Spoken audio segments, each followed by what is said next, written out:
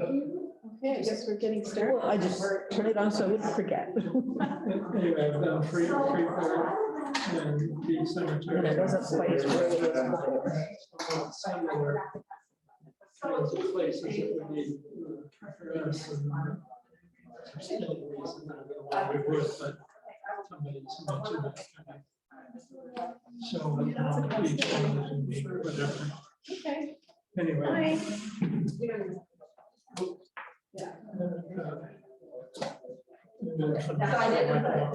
Especially after the first. Okay, we can talk about it in our meeting and see. Anyway, Yeah, just wanted to mention thanks for letting me know. some things. I can send you an email. And repeat those. So Zach, That would be good. A little description of my slides. Okay, I can share that with you. Yeah, let me Well, yeah, I mean, it's like if you want to. That's good. Can we put the camera on you every time? Do it. Yes. Well,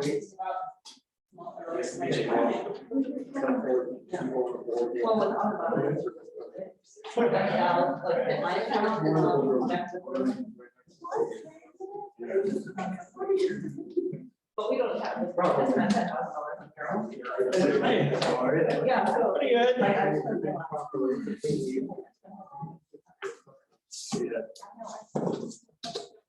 Pretty good.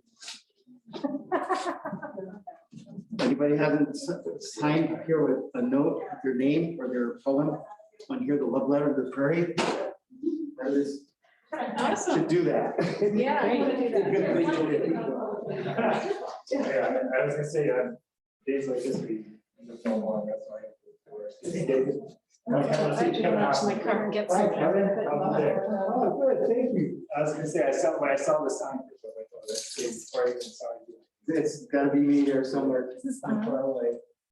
Are you doing any of the? Hi, everybody on Zoom. This is Kim Johnson, Get out there. and I want to welcome you. We'll get started pretty soon. We're waiting for some more people to arrive.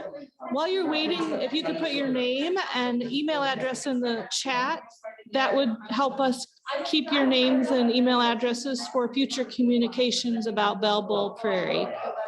Thank you for your patience. We'll get started pretty soon. we have 42 online. That's great.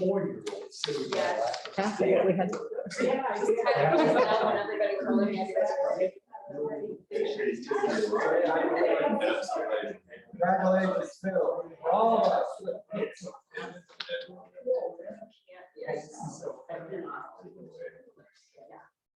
I didn't see it. Oh, I'll have to share it with you. So it ran on Thursdays. Come on.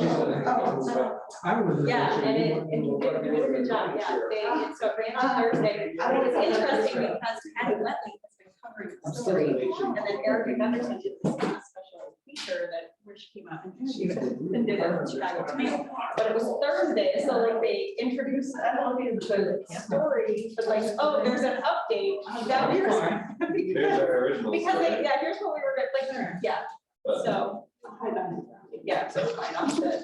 I'll say. Yeah, please do. Or at least look at the agenda. Yeah, so that's another hard one. This one. That's it. You don't have to hire the quarter, you know. Yeah, I like this one. We like you. I don't want to pretend like Hello. I'm church and make everybody move Yeah. forward, or do I have How are to? you? I like that. Everybody moves forward. The extensive seats Gary, they got to the live moment. It went very well. I'm not going to sit in the cheap seats. I want the big seats. Yeah, I was very surprised. They always have. you got the best seat. You're close. You can hear. Especially when you're 4'10". Speaker at this event 3 years ago. Nobody's head is in front of you. Yeah. I told you that. Told one of the honor heroes this year, too, was a kindergartner in Rockford. Oh. I walked with her.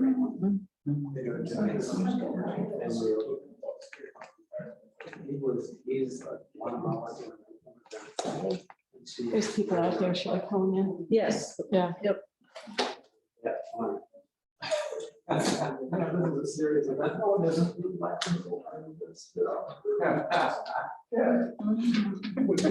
Which is one of the big things they want to have there. People who are well enough to be out, take a walk. So you know yourself, you're happy. Yes.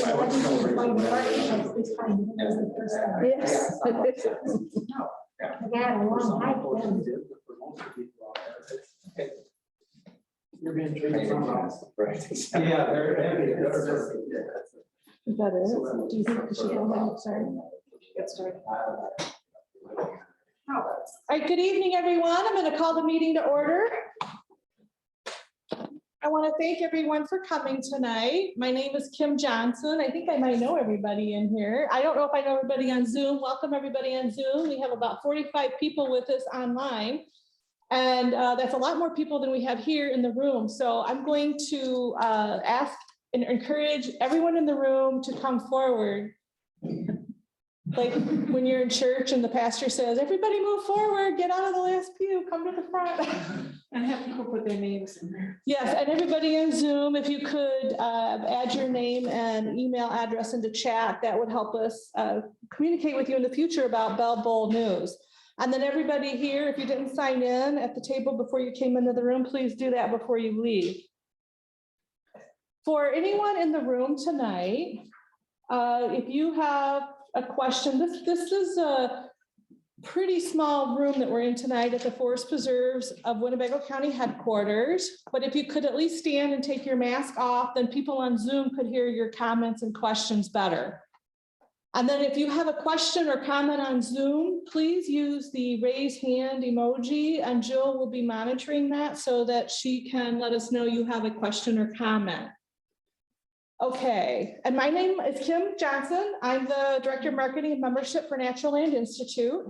And we are all gathered here tonight online and in person because we care about what happens to Bell Bowl Prairie. So we celebrated the news last Thursday that the airport temporarily halted construction that would destroy the prairie. However, that doesn't mean it is safe permanently, and we have more work to do to bring airport decision makers and our design team together to explore alternative design concepts that protect the prairie and the endangered rusty patch bumblebee. So that's why we're all here tonight. We want to hear about what's been going on, what are some next steps, and what are some updates on what's been happening. And I would like to acknowledge and thank our partners for working on this effort. It's not just Natural Land Institute. At this point, I do want to recognize Kerry Leigh, who's our executive director, raise your hand, and Zach Reichen, who's our director of stewardship, and Jill Canay, who's operating Zoom, our assistant director. And we have our board president, Paul Bates, with us, and Judy Barnard, who's our vice president, is with us. And then we have Illinois Sinisippi Audubon Society board president, Jennifer Kuroda, who is with us. Raise your hand, Jennifer. And then Amy Dahl with the Friends of Illinois Nature Preserves is also with us tonight, more of our partners. And then we have Illinois Environmental Council, one of our partners, and I don't know if anyone from there is on Zoom. There's no one here in person, but we want to acknowledge and thank them for all their help in this effort, as well as the many individuals like everyone here, everyone on Zoom, who have contributed to the boots on the ground grassroots movement to spread the word about this effort through their own network and social media. And by contacting airport staff and commissioners, local, state, and federal elected officials, either through their own phone calls, emails, or letters, or through the IEC action alerts sent to the governor, legislators, commissioners, and other elected officials. So a lot of work has been going into this effort, and we just want to say thank you for everything that everyone has done. There's so much we can't even recognize or mention everyone that's done something. 6 weeks ago, we started a public awareness campaign about the effort to save Bell Bowl Prairie and the airport expansion. And we started a Facebook group called Save Bell Bowl Prairie. And now we have 3,600 members in that group. And we've been, there's so many different things going on with that group, with communications and people being able to share with each other and talk to each other and post information and news about what's happening. A website was created specifically to inform the public and organize information called SaveBellBowlPrairie.org. Natural Land Institute created a page on the naturalland.org website dedicated to Bell Bowl Prairie information. A Twitter account was created called @Bell Bowl Prairie that has 526 followers, and that was just created 2 or 3 weeks ago. An Instagram account was created for @Bell Bowl Prairie, and that has 1,480 followers on it, and that was just created a few weeks ago. So it's amazing how much interest and followers and activity has been generated through all the social media campaigns. And remember, when you're on social media, to use the hashtag #SaveBellBowlPrairie. And then I started using hashtag airport and prairie, because we want both airport and prairie. Media coverage has included local and regional stories in TV, radio, newspaper, and online from Rockford to Chicago, Madison, and beyond. There have also been stories in the online magazines for the Smithsonian and the National Audubon Society. We continue to add links to stories on the website as we can. More stories continue in the media about the effort to save Bell Bowl Prairie. And this week, we created and put out 2 ads. One was in the Rockford Register Star in this past Sunday's newspaper, a full-page ad.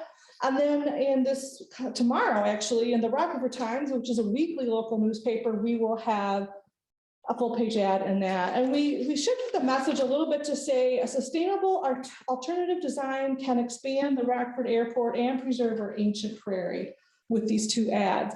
And it also urges the reader to contact the commissioners and other key decision makers using the action alert at the SaveBellBowlPrairie.org website. So we still have to get out there and contact our legislators and the commissioners of the airport to say, hey, let's sit down and talk to alternative concept design creators, and let's have a conversation about that. And now at this time, I'm going to turn it over to Kerry Leigh to talk about some of the legal activity and other updates that she's been working on, efforts she's been working on. So Kerry? Hi, everybody. Welcome. Welcome, everybody on Zoom. Thank you for coming. As you know, at the press conference last Wednesday, when we submitted a complaint for injunctive relief, things have moved quickly and differently. The airport authority, on seeing that, within 24 hours, had said that they would agree to not do any excavation or any work in the Bell Bowl Prairie until March 1st, 2022, next March. So we have about 4 months to do some more work. Now, they did say they were going to redesign and take out 1 detention basin, but they made no mention of the road. And the road goes through the highest quality portion of the prairie. So we're grateful for that, but we are going to be continuing to seek legal action. So what we're doing is what we did take away, what we took off the table was the temporary restraining order, because that was to get them to stop for 14 days. And the preliminary injunction, which would have been probably through March or April. So those were no longer needed. So in the agreement that we signed with the airport, we made sure that we kept the option open for doing another injunction or a temporary restraining order if we needed to. So we still have that as an option for us. So what we're going to be doing this week is complete our service of the complaint on all defendants. So all the defendants will be served, and that's Pete Buttigieg. I always say that wrong. Buttigieg. I still can, but everybody knows who I mean. Secretary, U.S. Department of Transportation. Steve Dixon, Administrator, Federal Aviation Administration. Omar Osman, Secretary, Illinois Department of Transportation. Deb Haaland, Secretary, U.S. Department of the Interior. Martha Williams, Acting Director, U.S. Fish and Wildlife Service, and Mike Dunn, Executive Director, Greater Rockford Airport Authority. So once they are all served, they have 21 days to respond to the complaint, either with a motion to dismiss or an answer. The defendants, the US defendants, the federal defendants there have 60 days to respond in like manner. As we wait for their responses, we are going to continue to demand access to Bell Bowl Prairie in order to monitor its preservation pursuant to the agreement with the airport authority. So at the moment, we have some monitoring going on. And Jesse Cromer-Mel is going to talk a little bit about that, what we're doing, but what we're hoping is that our lawyers are now talking with the airport's lawyers about getting us a formal monitoring agreement, because even though the airport keeps saying we're not going to go in the prairie, there's a lot of contractors out there doing other things. So we want to go and put some pin flags in around the boundary of the prairie, flag the boundary, so that all the contractors know, and so that people monitoring know exactly what they're looking at. We're also going to send a notice of intent to sue. It's an NOI letter to the United States Department of the Interior and the US Fish and Wildlife Service, by which we can amend our complaint in 60 days to bring a claim under the ESA. That's the environmental report that was done that was woefully inadequate and had lots of problems with it. So we're also filing a complaint against that and asking for an amended report. So we are then going to prepare to serve a discovery on all defendants, seeking all documents related to the airport expansion plan and Bell Bowl Prairie. So we have done some FOIA requests already, of course. We did that a few weeks ago. And our lawyers used a lot of that information. But we feel that there is some discovery that has not been shared. So we want to dig deeper. Then we will be prepared to file another motion for temporary restraining order or a preliminary injunction if we have cause to believe the airport is violating its agreement. So we have that option.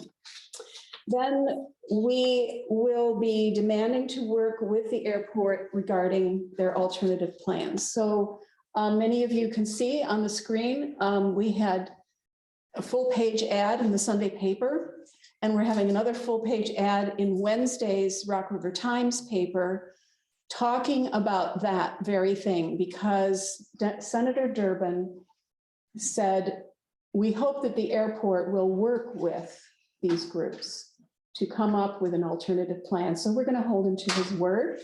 And we are going to, this week, as we have these behind the scenes conversations, lawyer to lawyer, if nothing comes of that, we're going to start another letter writing campaign. So be prepared. We'll be putting together some talking points, bullet points, to write to the commissioners, airport authority, IDOT, Federal Aviation Administration, and the regulatory agencies. So, yes. How long do you think that'll take to get the talking points together? Oh, not very long. By next week? By next week, for sure, yeah. We want to see what happens here behind the scenes first to see if we get a conversation and to talk. So that's going to be really important, because the Natural Land Institute, we can't communicate anymore with anybody who's a defendant on here. So we're going to need our partners and the whole community to work with us on that. Who's we? Oh, the NLI cannot do that. We cannot do that because we're the plaintiff. We're working with it, talk to. No, just NLI people. Okay. Yeah, yeah. Same question. I'm a member of NLI. Can I communicate? Yeah, you can. Okay, just the people who are. Yeah, it's the board of directors and the staff. Okay. Yeah, for sure. So if they say we want to have a discussion with you, You can still have a discussion with them with the airport. Yes, but our lawyers will be present. Okay. Yeah. So once we have all the documents that we want, we would then schedule depositions of individuals involved in the expansion plan. So that would include people like the engineering design team, you know, who are the project managers, all of that kind of thing. The court will then issue a schedule at some point to assist everybody to accomplish everything necessary for trial, the date of which the court will set at its discretion. So there's two other things that are happening as well. In the airport statement, they said that they will be doing consultation with the IDNR and U.S. Fish and Wildlife Service. So what has come to light is that the airport expansion only consulted with the IDNR and the U.S. Fish and Wildlife on the road. They did not consult on any of the rest of the destruction of the prairie. That was confusing to us. We didn't realize that. They didn't realize what we were talking about. And finally, Craig McKeith at U.S. Fish and Wildlife said, no, they only consulted with us on the road, not on anything else. We had no idea what was going on. So when we were talking about the plans that we had seen, they had not seen anything like that. They had just seen the road. So similarly, the same thing happened with the Illinois Department of Natural Resources. They were only consulted on the road, not for the rest of the prairie. So I think we've got some additional consultation to do. And I'm not sure how this is going to work. We're going to try and find out what that process is going to look like. So we're kind of trying to find out through our lawyer and other people, what does that actually look like, that whole process of expanded impact consultation? What is that going to look like? And how is that going to occur over the next few months? Because if they say, oh, we need to find out if the bee is nesting there, well, then that means they have to do that in the summer. So they can't be doing their work after March 1st. So it's all a little confusing. We still have a lot of gray areas around that consultation process. So I hope that's clear as mud. And that's kind of cleared a few things up for you.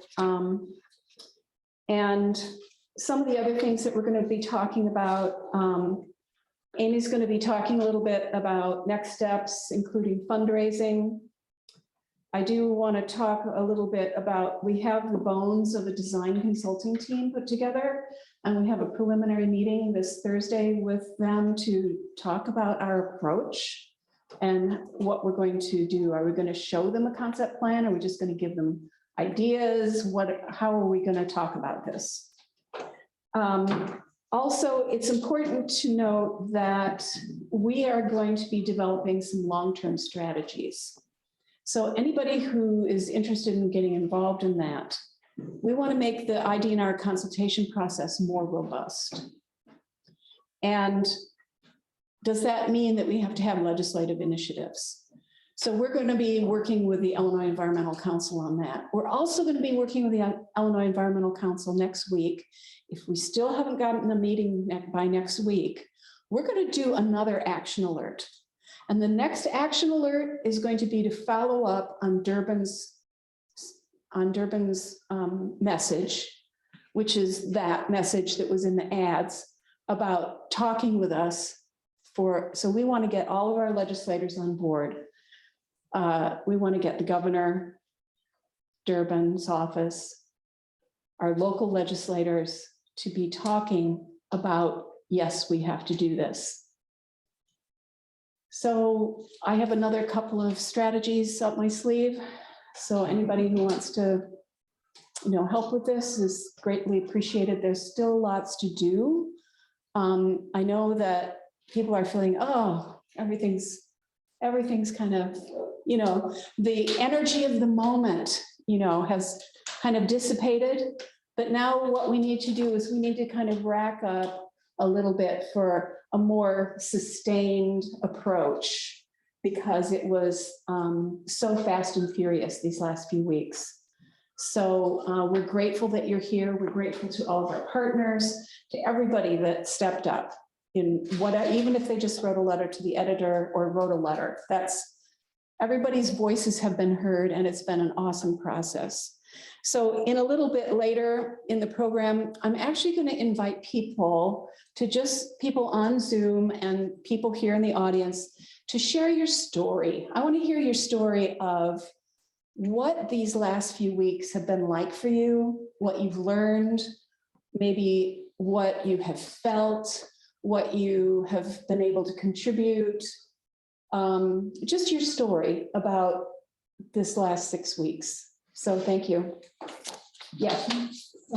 Question.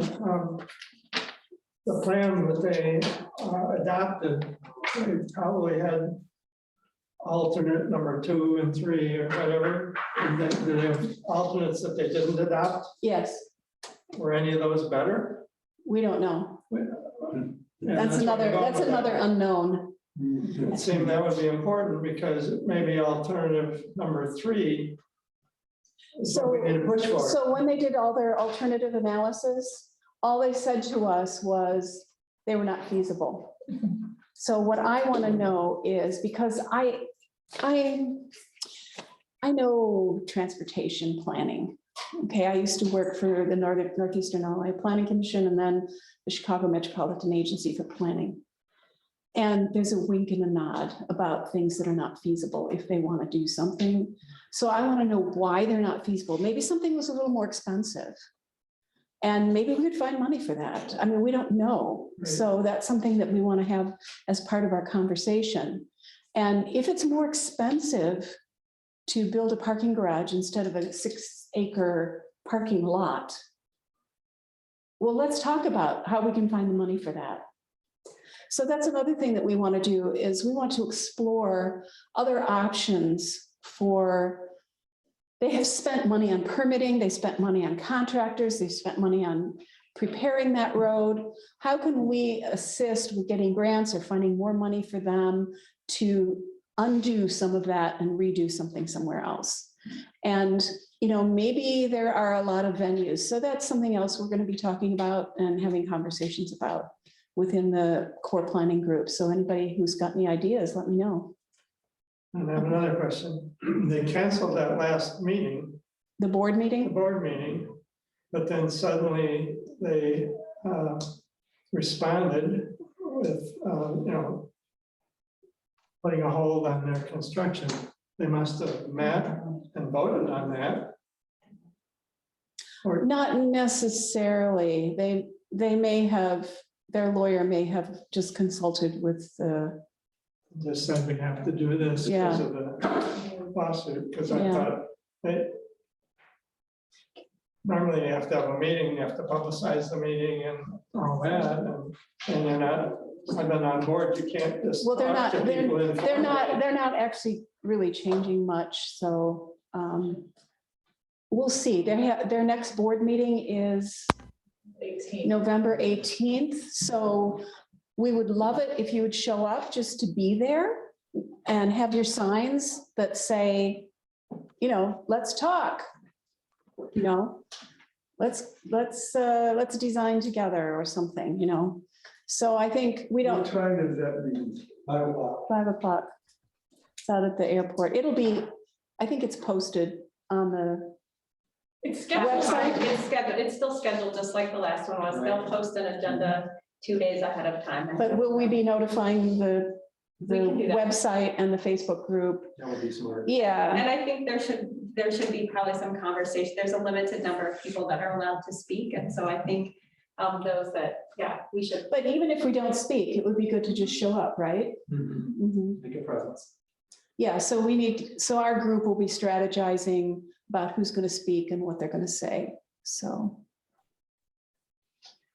But I think your question was, did they violate the Open Meetings Act by potentially having conversations and meetings? Because you're not allowed to just say, oh, well, let's just talk informally.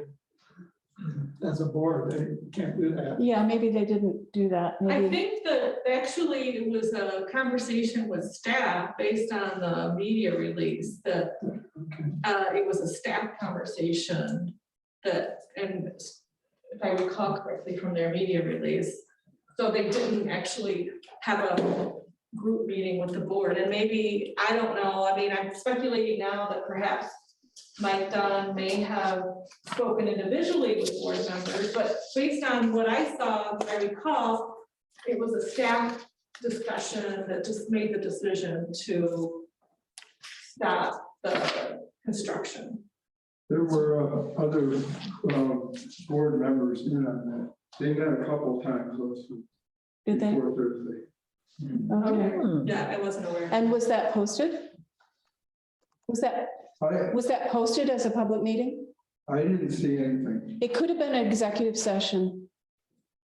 Well, there was somebody on there who was not on the executive Oh, okay. who met. So Maybe you can fill me in on that later. we'll whisper. Okay. And even executive session, don't they have to, Yes. They have to publish it, yeah. and then you have to open the meeting and say, now we're gonna, everybody leave because we're going to executive session. And then they have to Convene, yeah. and say, it was a legal matter and we can't disclose what we discussed or whatever, meeting adjourned. But they have to have a meeting. Yeah. You'd think they'd be having meetings, especially they've got this issue and they've also got the ongoing OSHA investigation. Looking at that contaminated or the firefighters who are exposed to those chemicals.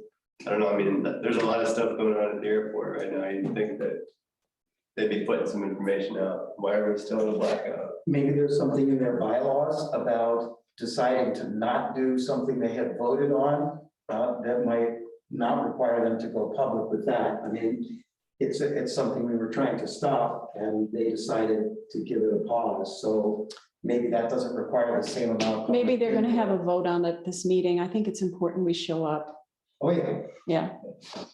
Do you have questions on Zoom? Nico would like to make a comment. Go ahead, Nico. Yes, hi, Kerry. Yeah, regarding the cost of the project, I think what's missing is what value do they bestow on the 8,000-year-old ecosystem? Because as I see it, right now, they have zero value for that. So if they come back and say, oh, the parking garage is going to cost too much, or this is going to cost too much, we should ask, okay, what did you omit? And the cost of recreating a prairie such as that, which cannot be done, has to be factored into the cost of this expansion. So that's a good point, Nico. Somebody sent me an email and I think it's lost in my millions of emails. So I'll put out another plea. Somebody sent me an email that did a comparative analysis of all of the ecosystem functions of a prairie and the values of those functions. And it turned out to be hundreds of thousands of dollars per acre. And so if anybody has that information. Original paper came out in 1999 as an age paper of the ecosystem values or functioning, you know, and somebody tried to put, it was a whole slew of researchers.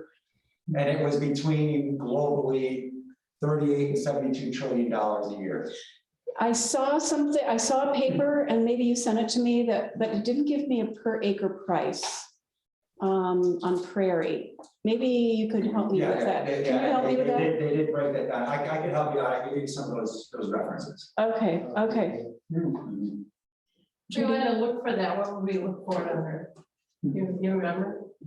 The original paper came out in the journal, the International Journal Nature. Okay. And I forget who the author, there was about 30 authors on it. And so I don't remember the main author. That's a starting point. Thank you. Yeah. Yeah, but if I could reference that paper and then say, okay, these are the ecosystem services and this is the value per acre of a prairie. And that doesn't take into consideration the 8,000 years. It's just the ecosystem services, it doesn't. And certainly that could be a slippery slope. Yeah. Since how do you value something that's invaluable? So. Yeah, I think we have to present this as a national, national treasure, land treasure. It's like, would you remove the Mona Lisa from the Louvre? I mean, it's so rare. Exactly. So Ellen reminded us that Andrea Wallace Nobles, she posted that information early on the Save Bell Bowl Prairie. Oh, good. Okay. And on the Facebook page, that was one of the very first things that went up. Yeah. Okay, so I'll look for Andrea's Mhm. thing too. Okay, thank you. Any more questions from Zoom? What is the current price? Oh, Jerry says, please identify who is speaking from the floor. So if you wouldn't mind saying your name for the people on And Zoom. take your mask off so they can hear you. Yeah. Jim Roberts, I wonder what the current price of beauty is. Great point. Yeah, it is a great point. How do you measure aesthetics in dollar signs? So- Or health issues like interaction? So if anybody's read Robin Wall Kimmerer, she has a real problem with ecosystem service valuation. I understand that that's talking the language of engineers and developers. She understands that too. But what we're really talking about is what Domenico is talking about, is not just ecosystem value, but the value of this place to us. So it's that intangible. But I don't think airport designers and developers understand that language. Kerry, maybe we can use the language of the insurance companies, where the value is placed on the replacement value of an object. We can include that too.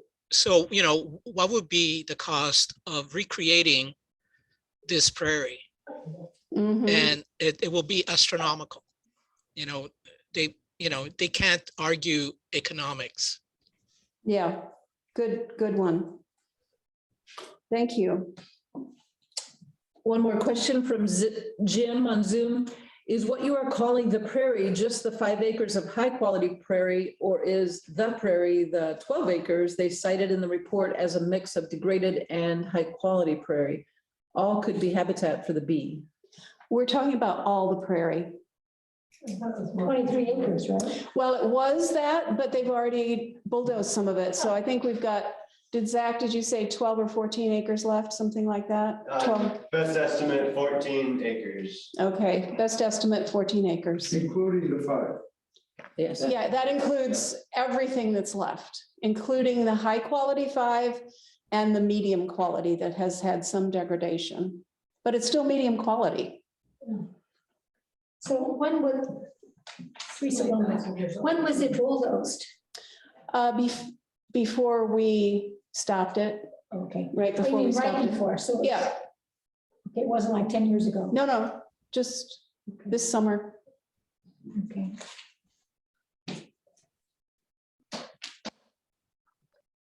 Wondering if we can move on and ask, so thank you, Kerry, that's very, very interesting with the questions that you all had. But is Jesse available to talk about the monitoring schedule? I'm here. Okay. Jesse is here. Great. Hello, everyone.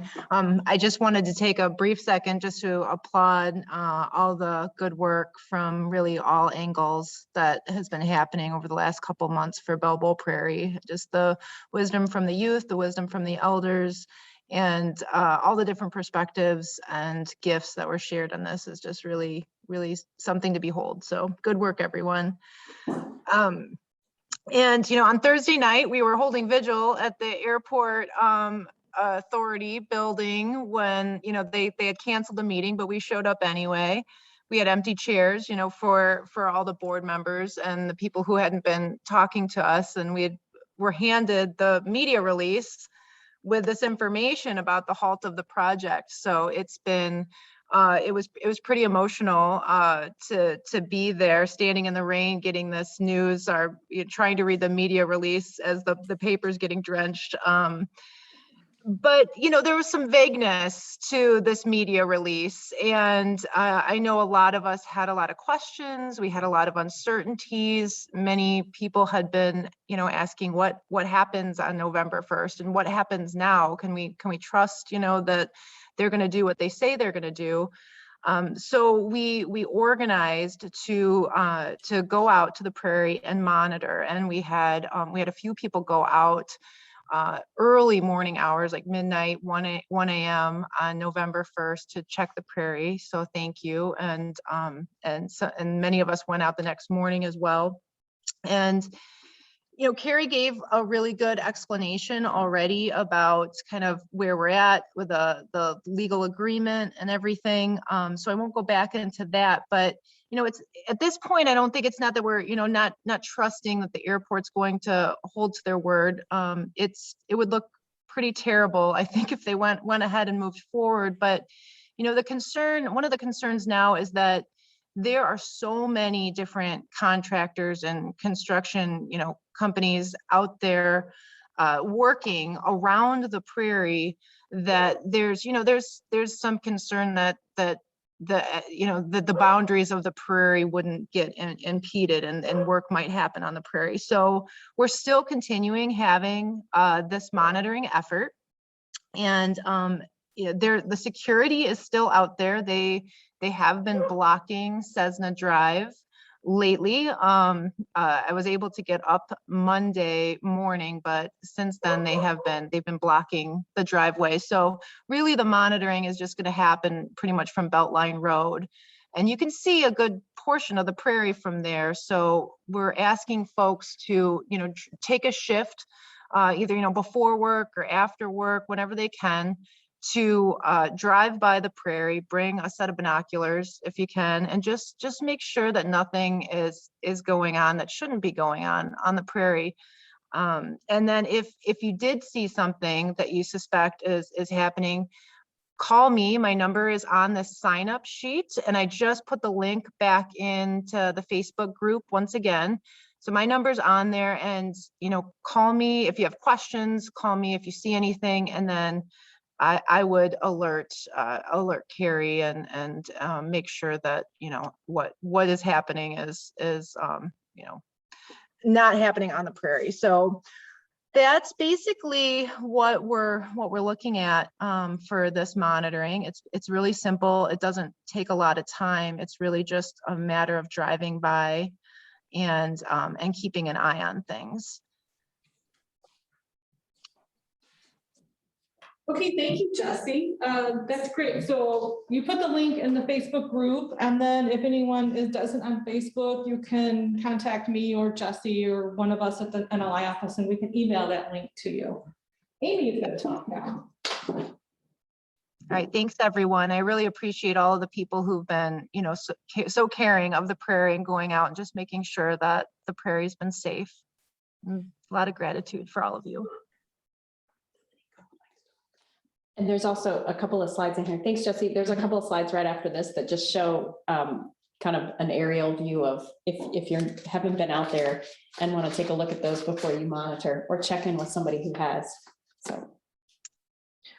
Yeah, that is helpful to look at the maps. It's not real obvious if it's your first time going out exactly where things are located. So don't hesitate to reach out to me. And there's a really great Google map on the Bell Bowl Prairie website too that you can navigate. But yeah, don't hesitate to reach out to me with any questions. Did you say Domenico had a comment? Mm-hmm. Go ahead. Domenico, did you have another comment? He raised his hand. Apparently not. Okay.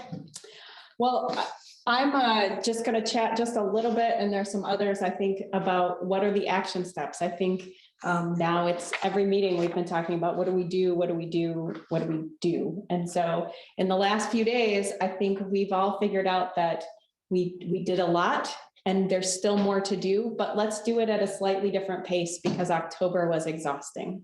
So So I'm here to encourage all of you to continue to stay connected with what's going on, but let's do it at a slightly slower pace. We have 4 months now instead of 1 month. So, but that doesn't mean that we're going to stop. When we talked 6 weeks ago, 5 weeks ago, we said that our goal was to save the prairie, but that also let's save it for good this time. Let's remember that we want to continue to maintain that dialogue so that the landowners also say, not only do we want to save it, but we want it to be a nature preserve.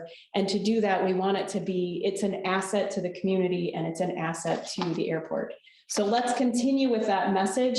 And that takes all of us in this room and all of us on Zoom thinking about what does that mean and why is it important? And that's going to take all of those approaches that we were talking about, where we consider the dollar value, we consider the aesthetic value, we consider the scientific value. It takes all of that. There are many commissioners that are going to be making decisions, and we don't know which message reaches which one of them, but they need all of the information, and we all need to be good advocates and good storytellers.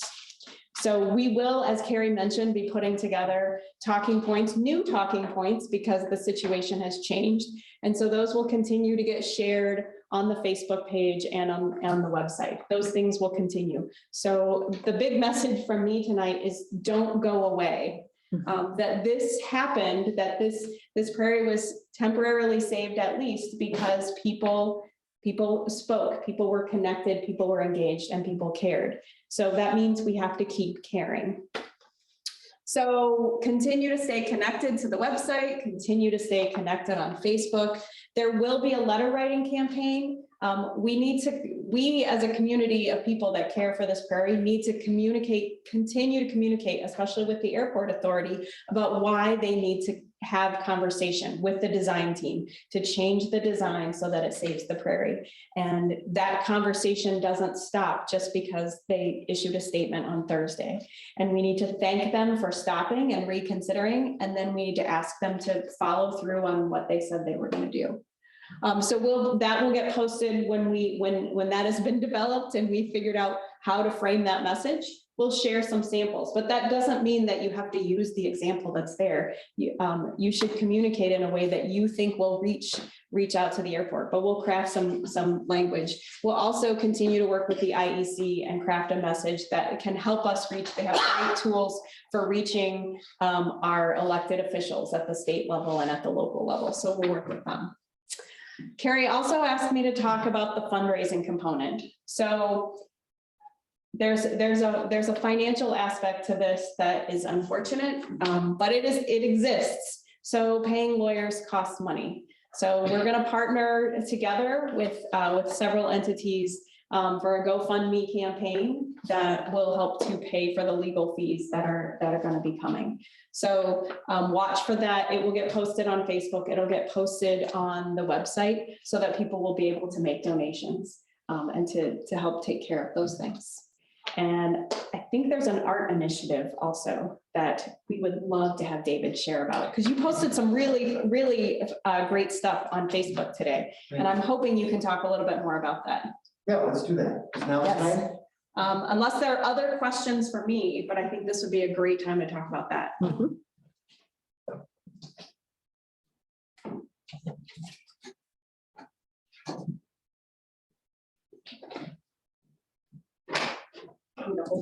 Well, I just want the people in our studio audience to feel obliged to sign this. And for those of you out in TV land, this is a love letter to the prairie. And 20 or 30 people put their poetic comments and their beautiful thoughts there. And really looking for the soul of this movement. A lot of children put their mark on this, and a lot of children were part of the march on Saturday. So I think we should pinky swear as soon as possible that all of us should have a comment on here. And when we fill this, we fill another, and we fill another, and we fill another after that. So we can keep our hearts buoyant through the challenges. So we faced a couple of challenges, and my story was about coordinating some actions during that time. I'll tell a little bit about it. Jesse told about the meeting in the rain. I think the week before I had mentioned, when we were at Berkeley, that we were saying, well, what do we do? They're not coming. They just told us they're not coming. Oh, darn, we won't get to speak with them, as if they might have listened anyway. I'm not sure. But there's a strategy to hold a meeting to an empty chair, and that's what we did. It wasn't just one empty chair, but it was Pritzker and Mike Dunn and our mayor and all the other people that on the board that should have talked with us openly and had conversations. They hadn't been embarrassed about the conversations they forgot to have earlier on in the process. So that's there. And you guys heard them say it, that they would sign up. So we're going to hold to it. As a public artist, I get involved in social justice. That's the kind of thing that human justice, earth justice actions and activities. And so this, the landscape of this, the need for this came to me. And it opens up all of the creativity that I have and the experience to say, what can we do that would be helpful? What could I do that other people aren't necessarily doing already?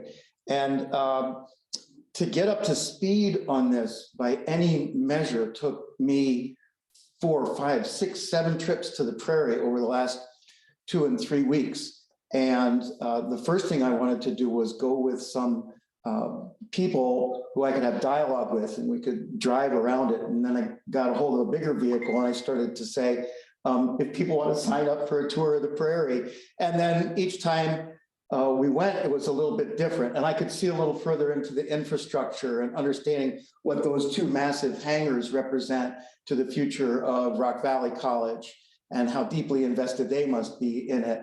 I could see how the imminent construction from below and from above must leave all the contractors involved with this like gasping feeling about, we thought we were going to start this at this time for the last 2 years. What the heck? Now we have to wait till spring. Those costs are going to be levied against us in a sense that we can't delay any further or our costs go through the ceiling. You see, the urgency is what we've been trying to take out of this so people's best thinking can take place. And if the artists serve a little bit as rodeo clowns, I don't mind that too much. I've seen an immense amount of beautiful visual artwork be shared. And I'm not an Instagramster person or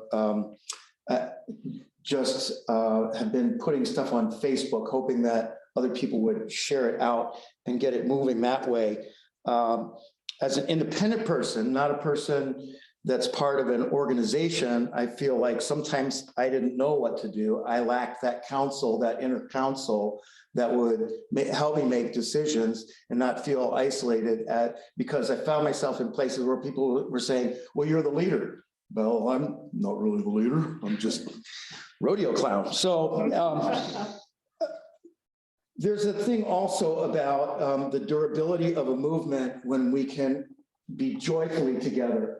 The stress and the hardship of it and the absolute imminent danger of the execution, the annihilation of this prairie 1.5 days ago leaves us all like right there. And this moment is the right one to pause, see what we've been through. 2 delays we put in place.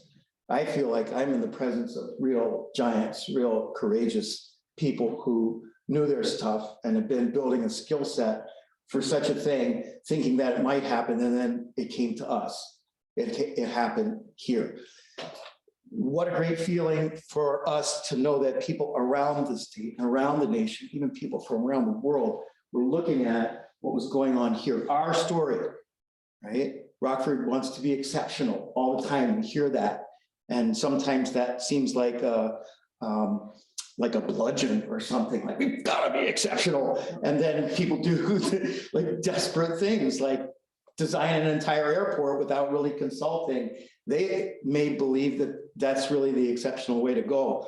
Personally, it looks like they went to somebody's design an airport app on a phone and threw together a bunch of like contractor decisions and just said, hey, cool. And forgot to ask other questions. So we can make it exceptional by continuing joyfully and courageously into the next phase. I like that.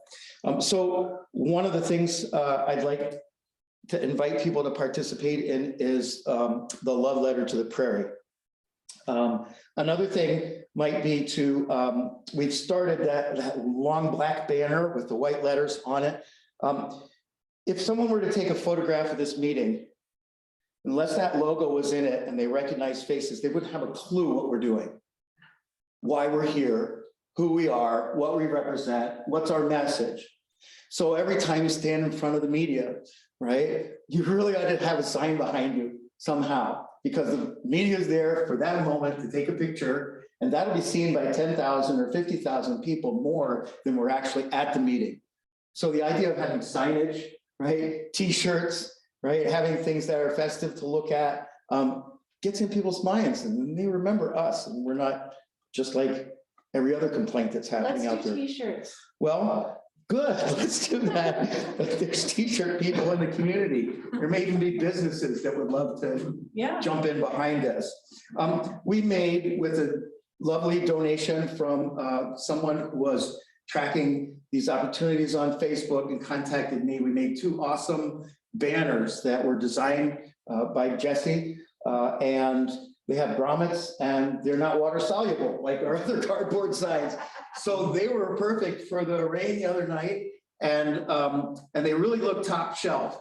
So if anyone's going with the organization to a meeting where they want to be impressed, where they want to leave a good impression and not just think that, well, wait, was it a couple of weeks ago somebody stood up down at the Burpee and said we were being sort of painted as like, oh, fringe, wingnuts, tree huggers? Did anybody get that feeling, or did anybody have any material on that one? You know, so rather than us being painted as hempen homespun hippies hugging hunks of humus, let our signs go, and those 2 vinyl printed signs are really pretty darn nice. So if you're going to an event, if you're going to be talking about this, have a sign with you. One of those signs, borrow it. I don't know who has them now. I know. Yeah, good. Jen has them, right? So ask Jen if you could take one of the banners when you go to that school, or when you go to the Kiwanis Club, or meet with, you know, whatever group you're going to take it to a church. Yeah. We did make Bumble hats. If we ever march again, oh, come on, we're gonna march again. Let's make a festival out of recycling 1-gallon water jugs into Bumblebee hats.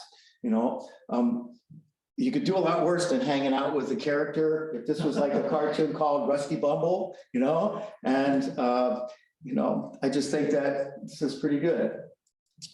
Make the hats. I think we could do that. I do artwork in schools a lot, and that's a project that if there are teachers watching and you want the algorithm, right? I'll share it with you, how to make Bumble hats. I did also think some of the work that I've done in Borderlands, people have shown up with music instruments, and they've done some practicing before they showed up with instruments. And the idea of having some kind of a band, you know, all the instruments don't have to be in tune. That's okay. We can work that out. But a marching band or some kind of rhythm band is something I'd be willing and happy to help build. Sound vibration is a great way to make sure a message lands and is absorbed. Sound vibration. Before there were words, there were sounds, and we all communicated with sounds. And now there's words, and that gets very complex, and eventually you arrive at economics, right? We can make sounds, we can vibrate, we can sing, we can chant, we can feel a rhythm. In fact, to tell a little bit more of the story where Jesse started about being in the rain in front of the empty chairs, at one moment in that meeting, we were singing and we were chanting, and that went on. We sort of lost time in that sense. It actually went from like 4:45 till about 5. And the rain was making us all wet and a little cold. And I had wondered at what point our presence there would be an irritation, because each day during the week, my presence at the intersection of Cessna and Beltline, my presence at the top of the parking lot or trying to get past those security guards was an irritation And in fact, when we went down with our little busloads of people, they said, we'd like you to move on. If you don't move on, we're going to call our supervisor and we'll take this to county. And that's a threat. So we were challenging something and he threatened us back. So I wasn't sure what was going to happen at the airport. And at about 5 o'clock, right about the time that the employees for there would be coming out and going home after work day, a man named Tim came out wearing a security uniform, and he walked straight up to Jim and I right in the middle, and Jesse right there, and he handed us a stack of papers. Here's a document for you. And you might want to look at it. And I thought, oh, shoot, we're going to get a ticket. Or, oh, goody, we're going to get a ticket. I don't know. I thought that moment could have happened like that. And then he said, I don't always want to be the bearer. I don't want to always be the bad guy. So he handed us that press release, and those words were read out loud, that number one, we had used our time well for the first delay through November 1st. We used our time really well. Number two, we've got another delay and time to do this work, important work that's been outlined by these brilliant people here. Number three, we formed a popular movement that was listened to. All that time, our cry was, they're not listening, they're not listening, they're not listening. And ultimately, somebody must have listened because they put a stop on that work order. And so we had that celebratory moment with Tim, who didn't always want to be the bearer of bad news, didn't want to be the bad guy in that story. That may be about the way we build relationships with individuals. And one of the ways to do that is to just get involved in the creativity of this. So the options that I've offered, and some of them have a little more details on the Facebook page, I encourage anyone to indulge in. My trips out to the prairie with groups of people included Jim Roberts, and we talked about the soul of the community. It included Don Miller, who outlined carefully the players involved and what we were up against. It involved Zach Greichen, who told us about the moment when the alarm was sounded and about what that meant. And all of this was before Thursday. Nobody knew the outcomes. We were there just seeking information and trying to get a strategy together. So that was my education on this. My education continues today through dialogue on the Facebook page. We had a march on Saturday. We walked to sacred ground in the center of the city that's been where ancestors, indigenous ancestors had burial grounds. Everybody didn't think that was a good idea. I kind of thought we went there with a sacred purpose. And if there is a sacred place in the city where we could hold the energy of caring for the land, that might have been a good thing. We went further up State Street, and we walked right through the place where another justice movement has staked its ground on about 50 square feet of cement for 390 something days. I think what I felt during that time was that the work that we're doing has a deep connection to all other justice work in the community, and we can't lose sight of that. So I hope and I pray that we can keep our minds open, keep the dialogue open. It's not an easy path that we're asking for. The easy thing would be to just let it go do its thing. I felt like they were just going to do it anyway sometimes, and maybe they are. So we have to be alert and alive and awake and engaged. I've met so many people last 2 weeks. It makes it joyful to be in Rockford, actually. Maybe I was a little bit asleep before that, just doing my thing. Don't you feel energized by this and the people who are here and speaking and how they're sharing? Was that anything like you wanted to hear from me? Okay, all right, maybe that's too long. Hi, okay, it's right here. You are clearly the CEO of Carnival. There, Carnival Clown, yeah, rodeo clowns, yeah. Rodeo clowns are important. Yeah, I wanted to say Kevin is here from Rock River Current, and it's really important that the media follows us, and thank you for taking time to be here and help continue to tell the story. There's other journalists. Juan Pablo Ramirez Franco is doing an awesome job showing up. Maybe we should name. Patty Wetley's on Zoom. There you go. There you go. Thanks, dear hearts, all of y'all. Okay, cool. Where's my mask? I think it's also, as David talked about, it's important that we think about when will we be together again? Like, we need to start thinking about, events in the future. Is it a spring celebration of the prairie in March?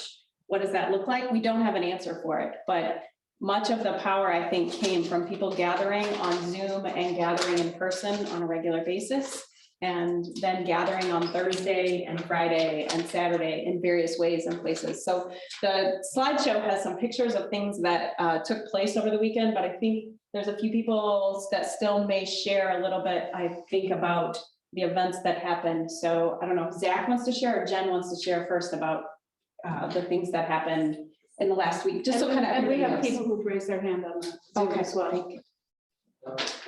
Sure. So this is Zach Dryken. I wasn't at the rally on Saturday, and I missed being there. I kind of wish I could have been there. We had a different event scheduled that was related.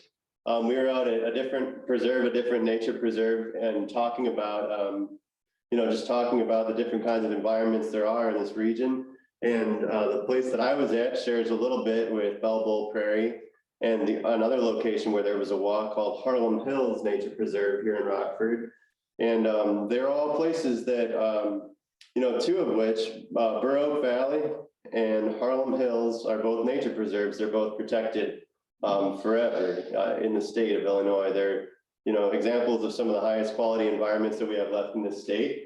And Bell Bowl Prairie is no exception. It should be a nature preserve, I think. And someday I really hope that we can do walks like this and rejoice in the diversity that we have amongst us and amongst the prairie. I just think that there's a bright future that we can attain if we can, get together and convince people to work with each other and have conversations to make this project happen in a way that saves this prairie. I just wanted to go off of what David was talking about with this love letter to Bell Bowl Prairie. I mean, the walks that occurred this weekend, and I'll let other people talk about this because I wasn't at two of them. I think that this type of activity is really important because we, as the science community and people who manage plants and spend all day with plants and maybe not people, sometimes we miss out on how we could better connect with people in general. We might know a whole lot about the prairies and how to manage them, how to take care of them, and maybe even how to reroute some plans to stop an airport from destroying them.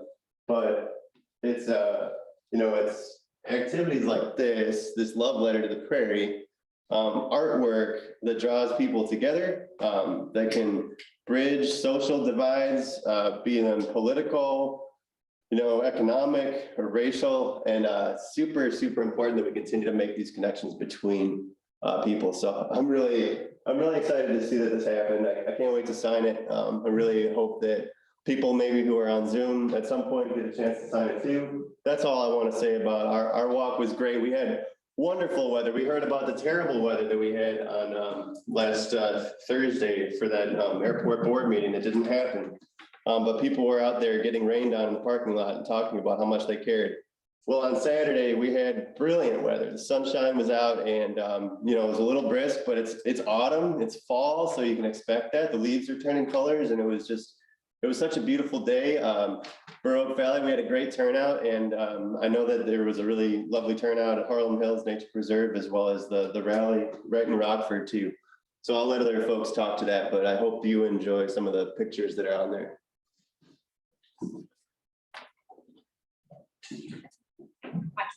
And just really quickly, these are the pictures from the Harlem Hills Walk that Travis Neal from Friends of Illinois Nature Preserves led spontaneously. We said, let's have a walk. So he was thrilled to come up and get to lead that one. So, all right, Jen, you want to talk about Friday and Saturday? Sure. Friday night, we had a screening down at the Nordhoff Center. It was Clay Bolt's film, A Ghost in the Making. It was by the Rusty Patch Bumblebee. And he did a wonderful remote video introduction to the film for us, which I posted on our Facebook page and posted in the Facebook group as well. Very inspiring. talk, and the documentary is short, it's only 19 minutes, so I encourage everyone to watch it if they haven't yet. And then we had another National Geographic documentary on bees. So thank you for everyone who attended that. And then Saturday, again at the Nordahl Center, we had some great speakers. And I have heard Chris Benda speak before, and I don't know if he's online, but like that was the best I've ever seen Chris Benda present. It was an amazing presentation, and I'm going to try and merge the sound you have with the video I have, because the Nordahl Center has learned a lot of things from us from that event in terms of sound and trying to Zoom and trying to do things. And I was literally holding, when Sakawis was on the phone, holding a microphone to my phone so that people in the audience could hear. So they're not set up to do what we did, but hopefully in the future they will. But I'm going to try and get Chris Benda's presentation shortened up and then try and get your sound in there. So, so hopefully everyone can hear it because it was great. Then Sakawis Nobis from the Great Plains Action Society zoomed in, and I think her picture is up there in the upper right-hand corner. So as a representative of the indigenous Native Americans in the Great Plains area, she had a lot to say. Also great. I think going forward, she will also be involved in some of the actions that we take here locally. And then a band from Minneapolis. I'm probably gonna not say Keenan's last name correctly, but Serembets played some great music. And then after all of that happened, the march happened. So we really appreciate everyone that was involved and attended those events. Thank you. Yes. Okay, I attended both of those events, and I do have a criticism of Saturday. There was so much downtime that I fell asleep, and I'm a musician. And so I don't know why you didn't just have the musicians play while you were waiting to get the technical things done. That would have been much better than just sitting around. So that's my suggestion. Yeah, so we literally pulled this together at the last minute. And like I said, the library was not set up to do the sound that we needed to do. So we did the best that we could, but thank you for the input. Next time, use the musicians. Any other comments or questions? Thank you. All right, thank you. We have a little bit more time. Does anybody else want to share anything about their experiences through this whole process? Anybody on Zoom? Anybody on Zoom or anybody in the room here? Oh, okay, first we'll go to Jim here and then Anthony next. I was struck last week talking to all different kinds of people, how much misinformation had gone on. And so I talked to a bunch of people that didn't know anything about the prairie, but knew all the talking points about the airport. And they had effectively communicated to city council, to all kinds of people of substance or some sort about this, and no one really knew the whole story. And the level of misinformation, like we had our own misinformation on Thursday night when we thought that guy was going to come to arrest us. Well, it turns out he's the guy who smiles handing us this media release. So we had our own misinformation or suspicion of their intention. We were surprised by that. But the amount of misinformation made me feel like, boy, this was unfair. This is unfair because there was a turning of phrases and talking points and all kinds of things that weren't accurate. However, it also said that we have not gotten the story out there at all. That all these people who are involved in our city and the mayor and others did not understand this. We have not communicated this. And David's talking about art getting attention and all that. Well, and signs are important and all that, but we need to learn how to talk to people. Are you talking about individuals or the messaging we're doing? Organizations, people, all that. They were doing their work. Well, we're somehow assuming some kind of goodwill. All right, thank you for the suggestion. So we have a lot of work to do on our messaging and just, you know, we have more time now, thankfully. I'm not putting anybody at fault. I felt caught off guard by that. Okay, all right, good Yeah, point. I think that is a good point, and we were all scrambling so hard. I think It was so, too. hard to breathe sometimes, and I think now we can stand back and take a look. That's something we need to do. So we can start going to city council meetings and county meetings and Yeah, all and those things. yes, in fact, we started to work a couple days before, like middle of last Wednesday, we were actually talking about creating a resolution for the city council chamber and the Winnebago County Board. And then Thursday, we were working on the hearing that we were gonna have to have on Friday, so we weren't able to do that. Judy, I'm gonna go to Anthony next, and then I'll go to you. All right, I would agree with that statement right there as well. A lot of confounding information out there. But I'll throw this out to start, like, who is crazier? I don't know who said this first. Who's crazier? Those people that want to save an ancient old growth ecosystem or a remnant of it, or those who actually want to destroy it. And so I think that's really where we're coming from here. And on last Thursday, I didn't mean to speak to this person. He's the 14th Ward Alderman, Mark Bonnie, is his name. Yes. I was making a call to the state center and spent a half an hour on the phone with Mark. And it was a wonderful, wonderful conversation. But I wanted to relay something that he kept coming back to, that it seemed, and it seems kind of obvious that at the forefront of this kind of movement, it was all local. And then the local part of it got swamped by this state and national. And he seemed to think that, okay, the local people don't have any more interest in it.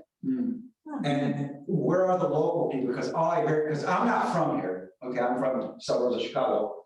And so he seemed to think like, have you, I'm like, yes, of course I've written, I've written everybody, and I've called everybody and so on and so forth.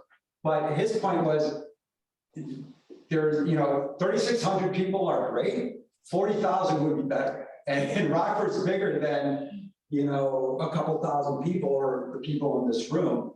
And so and now that there's more time, and I know it was an urgent thing to get all this done, now perhaps with these kinds of, I guess, publicities, moving out there, more and more people might become more aware of this and more interested and more hooked into why this is so special and what this movement means. It's not about just this one prairie. It's about a bigger movement across the planet, really, which they're talking about right now over there in Europe. So, we have to draw the line and we have to make this movement. But so it was a wonderful conversation where, wherever I lecture for a living, so I was lecturing him, and it was a great conversation about, ecology and conservation movements and how these move and what we're trying to do and so on. He was very open to the conversation, and it was a great conversation, but he kept coming back to, we heard the local people, but then they disappeared. Okay, well, thank you for sharing that with us. So we know we have more work to do to get our local people to talk to the local legislators. And not that the other people aren't important as well, but. Right. But there's sustained local interest. Great, thank you for that. Judy, you had a comment or question. I actually have two.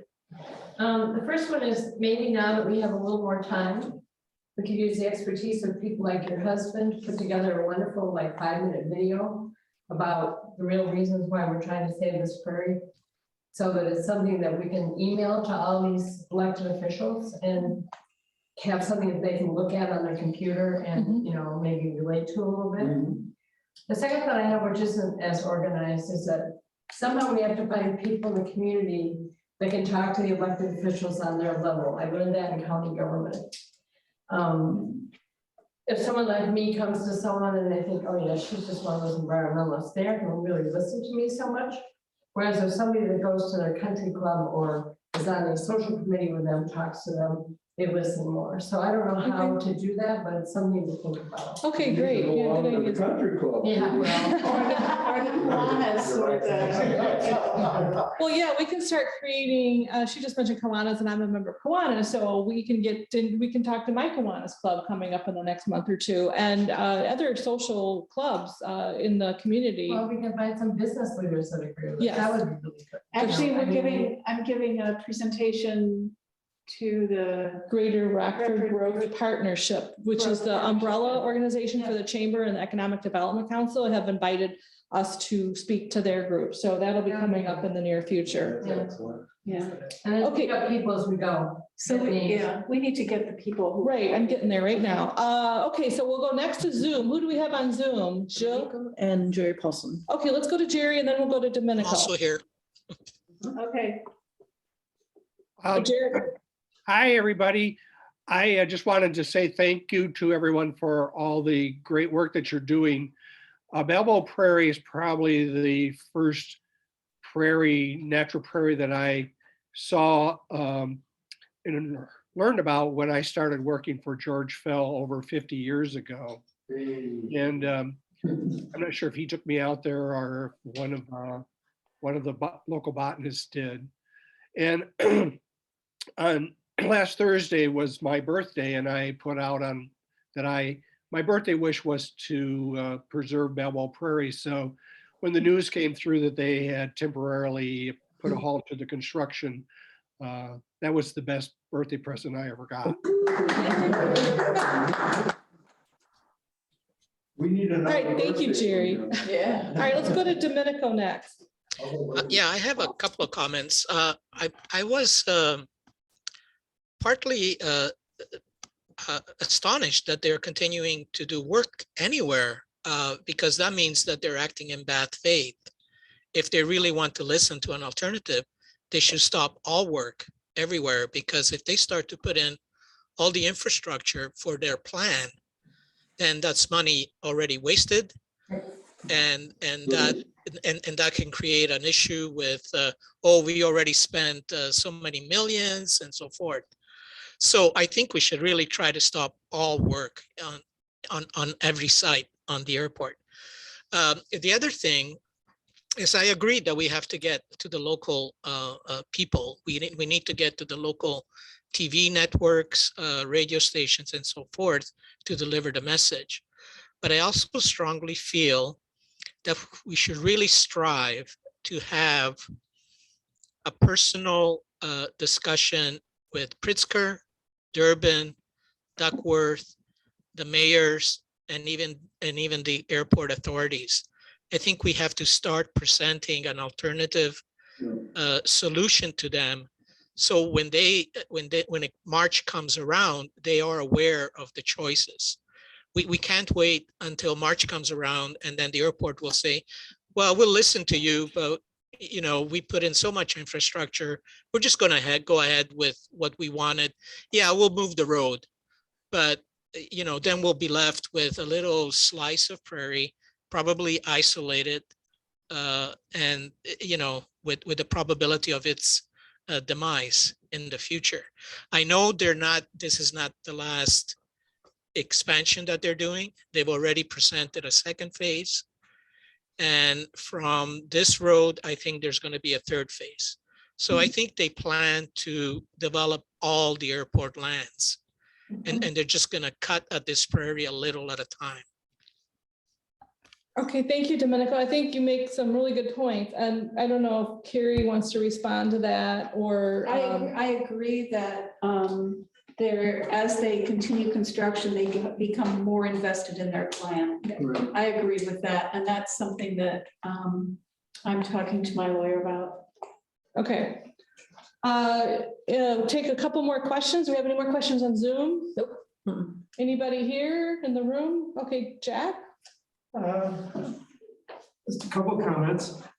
I was here in 1993 when it was threatened, and a bunch of us from the Illinois Native Plant Society came on a field trip and reminded me of the comment. And people, we had people from all over, and some local people said, wow, this way there must be something. They're coming from all over to see this. Must be something here that we didn't know about. Second comment is, one of our problems is the word prairie has lost its meaning. And so everybody has this concept of prairie, but it's a little house on the prairie, and there is no prairie at the little house of the prairie. And, you know, prairie is a vacant lot in Chicago or Detroit. Yep. And farmland is prairie. And you see the word prairie for all kinds of things that aren't a real prairie. I'm just thinking, just in the last few days, I visited a whole bunch of prairies. One was a dentist's office named like Prairie View or something. One was a doctor's office. One was a business park. One was a school, and one was an elder care community, all with prairie in their name. None of which even had a single prairie plant by their sign. So, you know, my point is that, you know, we're talking to each other here. We know what a prairie is, but the general public has a totally different concept of what a prairie is. And it's like, Yeah, I think that film, doing a film. this open space is the same as that open space. Yeah. And thirdly, I'm wearing a Save the Prairie t-shirt, and the organization that I got this from probably has more of them. It doesn't say Bell Bowl on it, but it says Save the Prairie. If you can't And see I'm gonna Jack's check- t-shirt, it's pretty cool, pretty, very pretty. Mhm. So. All right, anyway, thank I'm you. gonna check with them and see if they have a stock on hand. All right, let us know if they do. Thank you, Jack. Okay, did you have a question, Teresa? Teresa Wilmot. I've seen the yard signs around town, and those are great. And of course, I know what they are. But I have a feeling that if in the future, we need to make those signs say more of prairie and the airport, so that people don't think that we're trying to stop construction at the airport. We just want to have the prairie as well as the construction. Okay, good point, and we will take that into consideration because we have been talking about maybe revising the message on the And sign. some of the Correct. community have said to me, what's that? And where do I find out about it? So I think we should have the website in there. Yeah, we can revise that. Yes, in the back, Pat. I'm wondering if you couldn't set up a special just education thing and then have like printouts that teachers could do if they wanted to do a whole section on the prairie in their classrooms and have like coloring sheets and just all the information there on all kinds of different levels, you know, so that people can go and find out what the prairies are, what makes it so special. Because when I tell people it's there from the ice age, that's where the gravel came from, that's where the minerals are in there that makes it so special for the plants. They're like, oh, you know, it is special. It's not just a weedy piece of grass, you know, a rocky little thing. And I talked to, my callist was an alderwoman, and I said, I asked her if she got her packet, and she said, no, she hadn't gotten it yet. I said, well, make sure you get one. And then I said, do you have any questions? And she said, yeah, I just really don't understand it all. So I talked to her for 20 minutes. Thank you for doing that. And, well, I talked a lot. But, you know, it was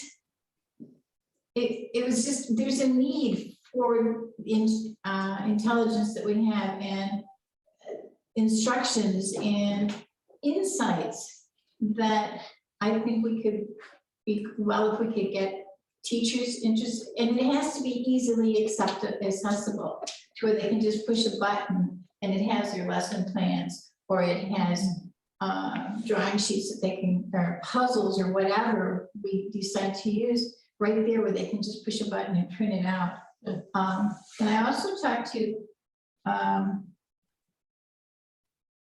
Creighton Beach, and the only thing he really said over again was, I know that any kind of waylays will cause big business to just go away.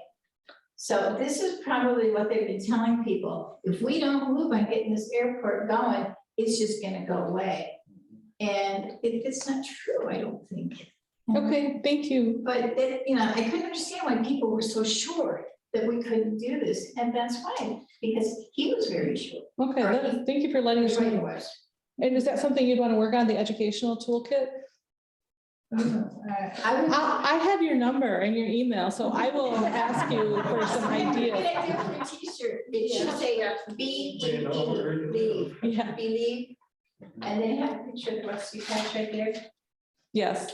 Pat actually, who was just speaking, made some follow-up phone calls last week for us for the packets that were delivered to aldermen and elected officials with Domenico's slides. And so we also delivered it to the airport commissioner. So she was one of 2 volunteers that helped with making follow-up calls to see if they received their packet. So thank you for doing that, Pat. And to Allison Cunningham, who also did that. Okay, a couple more comments. Okay. From Zoom. Jeremy said, glad I came from Ohio to support. This is a big deal. He gives his Twitter contact if you all want to stay connected. I'm pressuring my senators. And Jesse says the airport should have communicated to us that they were working on area around the prairie. Yeah, good point. Jeremy then says Senator Rob Portman supports bird habitat conservation. Jesse's worried about more work at the airport going on. Eric said, good comment on the loss of the meaning for the word prairie. Samantha Chavez, DNR staff themselves don't know what a prairie is or its value. Patty says, I have an article that should publish tomorrow. What is a prairie on WTTW News? Great, thank you, Patty. Elizabeth Neal, I have a question. Can someone explain what the timeline is on redoing the FAA EIS? Whether there will be a period of public comment and whether the FAA or any other agency is going to do anything to help us? Good point. That is the subject of the lawsuit. Subject of the lawsuit, Kerry said. David. To Anthony, and to Anthony's comment, this is a moment when awareness is heightened globally to just this kind of thing and 1,000 other things that are connected to it. Have we considered a serious appeal to Jeff Bezos, because it's the drive of Amazon Prime to multiply its footprint out there that's causing this whole new cargo facility? And he's a person who just declared $2 billion for sustainability and environmentally, ecologically sound projects. Granted, we can project the costs of this change and see those as huge and insurmountable, but all of that cost is not worth a toenail clipping from this man's billions of dollars. So could we not indulge in a campaign to, number one, continue to approach his committee? He's got major staff people and nobody I know has been able to get through, right? I think somebody did. Here's what we've done. We did have somebody that Amy is in contact with, contact an Amazon PR person that they weren't able to really get much answers to. And then what we did in the early stages, the first couple of weeks, we started tagging Jeff Bezos on Twitter with comments and posts about, and it went, we had a lot of posts about the prairie, Save Bell Bowl Prairie kind of thing. So that didn't get a response from Jeff Bezos. We had other people tweeting and retweeting and responding. Yeah, there's a ton of things I'd like to say to Jeff Bezos, but I wouldn't be the guy. I asked the mayor of Rockford if he would reach out. Wouldn't somebody take a call from the mayor of the city of Rockford, Illinois? Couldn't we put pressure on our highest elected official, somebody who was maybe perhaps involved in helping to see the second delay come about? He told me that, he implied that in a letter he sent to me. So can we not put some wheels on that, take it to the highest court in Rockford so it can go on? Yes, we can talk to the mayor about that. Amy was going to respond to the comment. Oh, there was somebody at Amazon who I've been working with, who I had talked to, and the last conversation I had with her was when I was on my way here on Thursday night for the event, and we had a really long conversation, and then now things have changed. So I will still stay in touch with her and find out with if there's money to be had or if there's pressure but there have been at least one person who has taken our calls and who will answer at least. Said it has at least continued the conversation. Sure. Nothing has resulted from it, but. Yeah, my sense is at if we least reach answered that the level, then we have to turn up the volume a little bit. And who could make that call from here that would make any difference? Pritzker, yeah, that'd make a difference. Durbin, sure, that'd make a difference. Tom McNamara, yes, I think that call might go up a desk or two. Okay, thank you. Thank you. Okay, Teresa. I have Jeff Bezos' personal email address. And I sent him an email a couple of weeks ago. Doesn't mean he's gonna answer it, but you know, I can send it to you. It's not hard. Teresa has Jeff Bezos' personal email I found it on address. the internet. You got it off the internet? Yeah. Oh, okay. Yes. All right, talk to Okay. Teresa after the meeting if you want that. All right, we're gonna have to wrap up. So thank you all for tonight, for coming and for being on Zoom and joining us. Do I dare take one more question or comment? Just the next meeting, next public meeting. Thank you. We are planning the next public meeting for Tuesday, December 7th. We will be on Zoom and we don't have a location confirmed yet, so we'll announce that on the Prairie. On the Prairie Bell Bowl Prairie website. But are you saying it's here, Jill? Oh, Jill told me we are having the meeting here at the Forest Preserve headquarters. So December 7th, 6 o'clock and on Zoom, and we'll put that link out a few days ahead of time. Is there a possibility that people who might have come couldn't come this distance out from downtown Rockford? Is that part of the reason why we may have fewer people here? No, really, I think that, because when we had the meeting here the first time, September 30th, it was a full room. I think that it's probably more about the big sigh of relief and people are moving on to something else, or, you know, the big rush sense of urgency is over, really. I mean, I don't know what you all think. That's my opinion. Yeah, and we're a core group here, all of us. Yeah. So thank you, everybody. All right, thank you. Give yourself a big hand. Good night, everybody. If we could get everybody to fall in love with a single thing, I get to see them. Which is very interesting. I think that there's something spiritual missing in this. Yeah. I didn't feel this before, but it's all over the place. Sure. The lawsuit that you're serving, is that the same one, or was that, is that like a new filing, or is it the No, same it's the lawsuit? same.